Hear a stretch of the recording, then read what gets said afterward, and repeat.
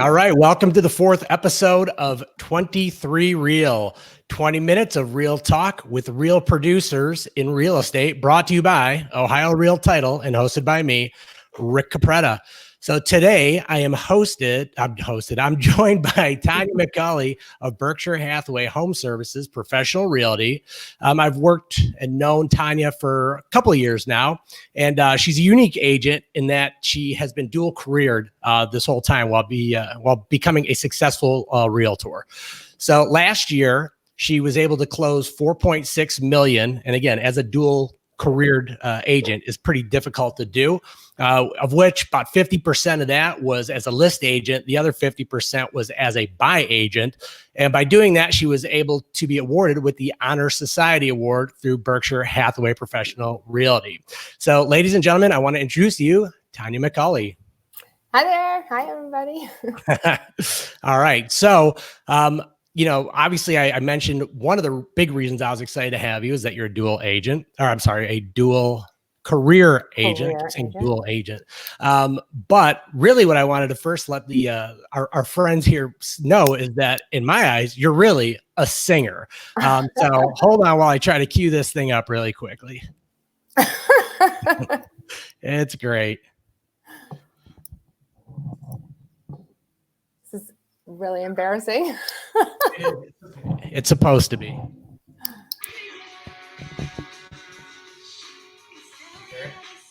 Yeah.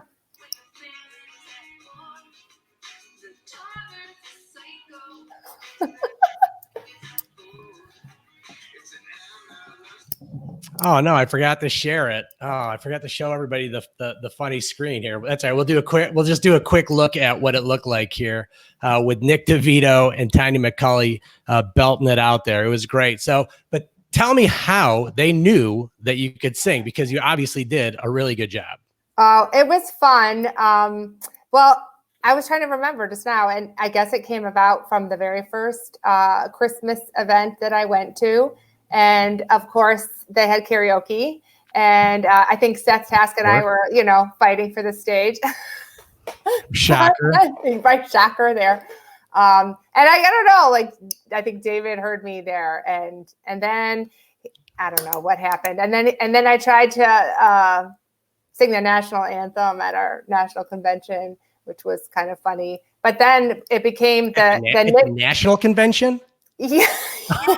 Yeah. I was in the running evidently, but and then because word got out, so then it was the Nick and Tonya show. So unfortunately the Nick and Tonya show has disbanded, and we had some creative differences, and we had to go away. It was awesome. Yeah, Nick's so fun. Yeah. Nick's a funny guy, and thank God he's funny, because he's not much of a singer, and he'll be the first to admit that. But it was hilarious. He made the duo, actually. Absolutely. It was great. It was great. Comedic genius there. So. Well, good. But getting back to the real reason. The real reason why we're here. You're right. So how are you able to do this by holding a full-time job and being a real estate agent at the same time? Oh, I thought about that question a little bit. And I think one of the things that's most important is choosing the right brokerage, honestly. So I interviewed at 5 different brokerages before choosing Berkshire Hathaway Professional Realty with the great David Massari, shout out, because he allows agents that come into our brokerage to work how they want to work. And unfortunately, there's a lot of places out there that don't allow you to do that. You have to be full-time. They won't take you part-time. Sometimes they have extra demands. And so this is just, as soon as I interviewed with Susan Metallo, I just knew this is where I was going to be. So that's a first step. I think that, that's really important, choosing the right brokerage. So, and then some of the other things that I guess came into play was having I worked 4 days a week. So I had a little bit of flexibility with that extra day, and I did schedule things on that a lot, but I also went in early and I got off at 3:30. And so I was able to schedule a lot of clients, which they don't want to meet with you anyway a lot until after work. So Right. I just worked a lot. So I worked during the day and then I worked during the night. So I guess I would also say that not having small children anymore, my kids are grown, was kind of a big thing. I think it would be challenging to do this as trying to have two careers with young children. Yeah. Or in today's scenario where you have young children at home all the time and you're their teacher and you're trying to work two jobs too. So Yeah, that would not be difficult. insane. So even though your schedule was mildly flexible compared to, maybe some other people who are maybe working, 8 to 6 every day, I'm sure you still face challenges. I'm sure people want to talk at all hours of the day, particularly, of course, I'm sure while you're in the middle of something at your other job. So tell me how you got around, what some of the biggest challenges were, and then how you get around those. I guess just with my job, I just was able to do that. I was able to use personal time. I had to go to inspection at 10 o'clock. I just did it. I never wanted a client to feel like I wasn't going to be there for them 100%.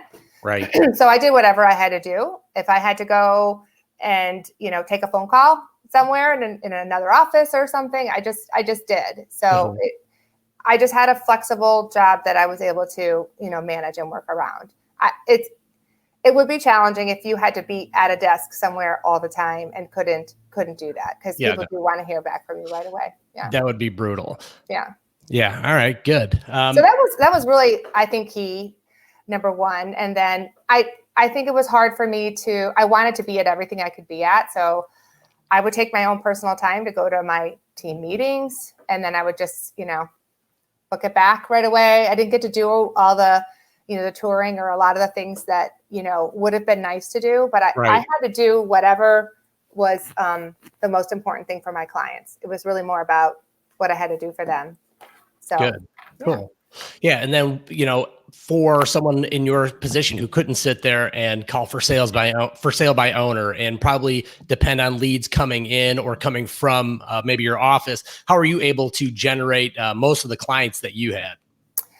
I had a lot of just my sphere of influence. I had some referrals from friends that referred me. In the beginning, it was really challenging. I think when they give you the statistics about how many agents leave after the first year in the business, it's up in the 90s. I mean, it's pretty high. So I can see that. I knew that that was going to be a challenge. I knew I knew a lot of people, but I know when people find out you're a brand new agent, they kind of shy away from you as well. Right. So it's a learning process. So honestly, this was my 4th year. This past year was my 4th year that things just started clicking. Things that I had set, some of those seeds you planted, it takes time for things to come around. I did have a lot of people referring me. Some clients came back. I've had repeat clients already. I think another thing about our brokerage that I love is working with Michelle Solly with our relocation. And so I was able to do some things with them. So I was able to, get some relocation from one side, and then maybe I was able to help purchase on the other side with them. So a lot of lead things that our company offers also help me out. That's huge. That helps a lot. Yeah, for sure. Good. What would you say of your current client mix? What % is from your sphere of influence versus outside? I don't have that right in front of me. I kind of have been tracking that. And I'm really happy that lately a lot of it is from my sphere of influence. So, which is good, because I'm not really a shy person. As anyone who knows me knows, I can talk to the wall. And I keep telling people, I do some from work. There was a gal from work, and then, a neighbor down the street, and now I have a listing, another listing on my street. I have a listing with a good friend. I have, so I think, my reviews have been good. I know I care about my clients so much. I become friends with my clients, as I know a lot of agents do. Right. So I'm hoping that, the word is getting out that I will take good care of them. So good. Forgot what I was going to ask you right there. That was kind of going along that same line, but that's all right. We can kind of jump into the next one. So, so on a day-to-day basis, obviously now you're 4 years into this. Oh, that's It was about what would happen in your second year. Oh, my second year? I tried to become, I don't know, like a Dorothy Hamill wannabe or something. And I was ice skating, broke my ankle. Yeah. And I kind of fell off there for a while. So I kind of consider that like just a null and void year. We just don't even talk about that. I lost good 6 months of any kind of traction that I even had. So this is really, to me, like my last year felt like my third year. So yeah, that's what I was trying to get. So it's even more impressive that you're able to get to that point in more of a year 3, when again, a lot of full-time agents never get to that number. And even in year 3, they might not get to that number, even if they're staying in the business. So that's a testament to you, and obviously being a hard worker and being able to talk to enough walls that enough of the paint was listening. Yeah. And I think another thing is you have to really have a drive to learn, anything you can. I, as anybody who knows me, my good friend Carol, shout out to Carol, she was even going to call me and she said, I got to be ready because Tanya's going to ask me a lot of questions. So I ask a lot of questions, and anyone who's been to any of our meetings, I ask a lot of questions. I don't like to not know. I want to know. And so I keep asking until I know anything that I need. So I think that has helped, kind of get past those first couple of years, because it's a lot. You have to become, right. I think one of your questions is you want to ask is something about what was my biggest learning curve, I think, or something I had to overcome. Yeah, basically what was been some of the biggest surprises that you've kind of seen, or it could be like, what were some of the largest learning curves that you've had to overcome since you've been in this? Yeah, I was thinking about that, and I'm still a new enough agent to remember what it was like in the beginning. And, just like any kind of job, like real estate has its own lingo, they have acronyms for everything. They have, I was not brought up in a house where somebody was in the real estate market or had a dad in title company. I didn't know anything. I was in sales, but I didn't know anything about a house. I had only purchased one house in my life. So it was all new for me. Everything was new. The language was new. So that was a big learning curve, just really getting, that's why I had to ask a lot of questions, because people just assume that and also that you have to become a little bit of an expert in a whole lot of areas. Not, so people always think that, I don't know, you show people houses and then you just sell it. It's really easy, right? And to become a social media like this is like my biggest fear, being on camera. And here I am with you, even though I called you to do something with me. Now here I am. That's how it works. You want to be on, if you want to be on the little show here, give me a holler and we'll get you scheduled. You have to know, now, I'm an inspector, like people they think everything. They think the prices of everything. You need to be an interior designer. You have to have a lot going, with the package for you to really help as much as you can with a client. And so I think that you don't know that when you get into this. You don't realize what it encompasses. I agree. And even though I've been working in the industry for a few years, and I like to think in my head, hey, what if I wanted to flip the switch? What if I wanted to be an agent?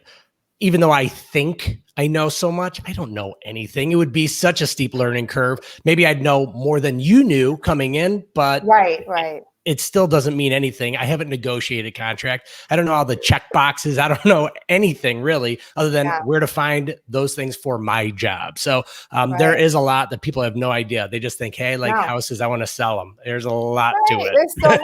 There's so much. And the thing is that every single transaction, I heard someone say this, is different. Every single transaction, I will learn something new that I didn't know, that I can take that into the next one, that I'll know then. But it just seems like even people who've been in the business for 30 years have said to me, you're always learning something new. So I think it would be a curse if your first deal in the whole business was an easy and smooth one, because then you would not know how to react to all these other insane. I mean, there's been some crazy ones. Some really crazy ones. And people think it's, it's no big deal. And there are some big challenges sometimes to overcome. So, but thankfully, even with everything that's going on, a lot of my last, couple of closings, everything has been going great, and people are still out there, and real estate is, still moving along. So I'm grateful for that. Yeah. Absolutely. Well, good. Well, kind of getting here towards some of the last things I was going to ask you. So, what would be the one thing that you'd want the listeners to take away from our discussion today?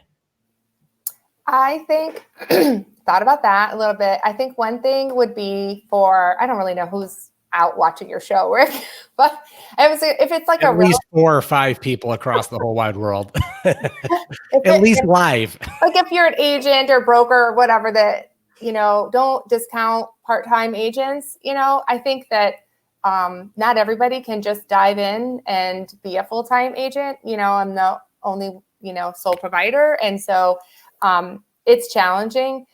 So sometimes you need a little bit of a bridge to get to that point.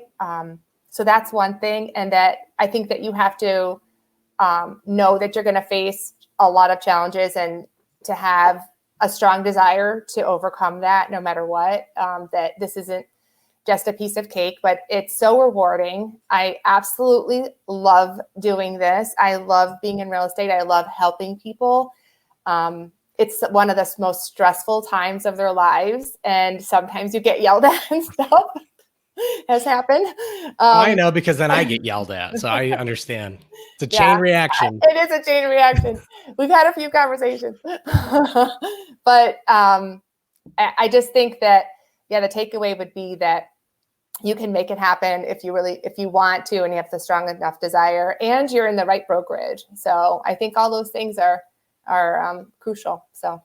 Excellent. And then I'll ask you one other little tiny one here. So we are obviously in a weird state of the world, right? With this whole virus thing going on. How has it been for you? How did you think it was going to shake out over these past couple of months, and kind of what's been your reality?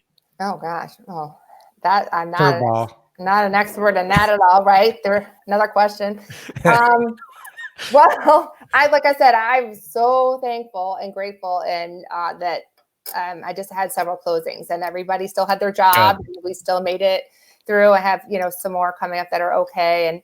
But I think that there's not, obviously, I think I've heard some other people on your show say there's not as many listings as I wish that there were. Big shortage. Yeah, big shortage. I wish that more people would realize that there definitely are people who, I think that if you are thinking about buying a home right now, and you have you think you have a pretty solid job still, boy, the rates are still amazing and insane. And I think that it's a great time. I wish that there was more buyers. I wish I had more that I was working with, but I definitely have people who are coming out now, and I'm seeing, more people talking about coming back out and looking at houses again. So. Right. Yeah. With one of the other conversations I had in a Zoom meeting, there's just so much uncertainty going forward. So, there's so many listings and people holding on until this passes, but no one knows what's going to happen in 3-6 months. And because there's such a shortage of listings right now, it's like jump in now while it's hot, because in 6 months, the market could flip upside down and it could become a buyer's market rather than, right now it might be more of a listing market. So I agree. It's just wild. It's wild. All right. Well, good. Well, look, we've got some places. If you want to find Tonya out there on social media, she's got her Facebook page underneath her here. She's got an Instagram page as well as Twitter. Looks like a common thread here. You could probably find her at Tonya McCulley in most of these things, as well as LinkedIn. So I really wanted to thank you for your time today. This was great. I think people who are thinking about getting into this field and have another job will feel more confident knowing that it is possible. Yeah. It's not easy, but it's definitely possible. Yeah, so thanks so much, Tonya. Yeah, call me, anybody you want to ask me how to join Berkshire Hathaway. Sounds good. You have a great one. I appreciate it. All right, take care. Now. Bye-bye. All right. Bye-bye.